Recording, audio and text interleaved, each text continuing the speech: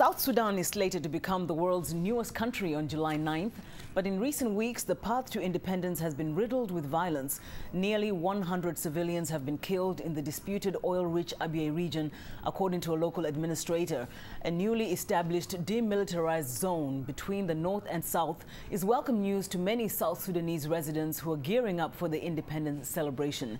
Joseph Gbakasoro, the newly elected governor of Western Equatorial State, one of South Sudan's 11 states, talks about the need for peace.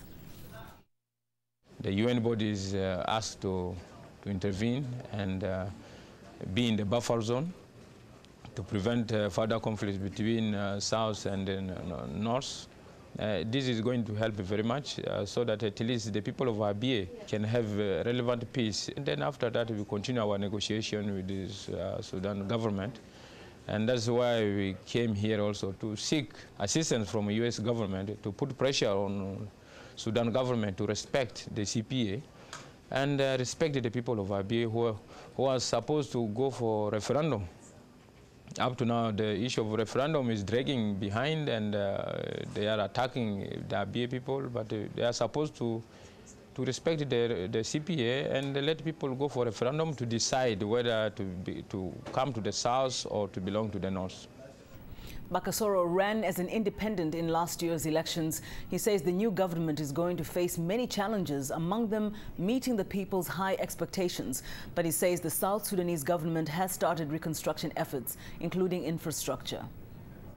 My main concern now is, to rehabilitate the state after this long war through infrastructure building like roads, and we continue to seek assistance from the US people so that we can be able to govern our people and to give them a little service.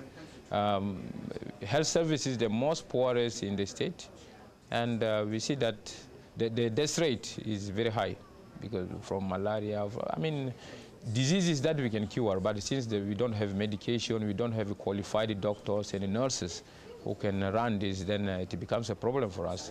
Also, education is a problem.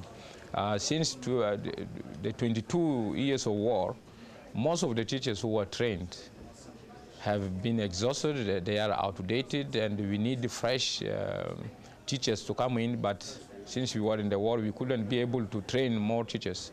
So we are starting now, but then the demand is so high that we are unable to cover, and we need more assistance in this area.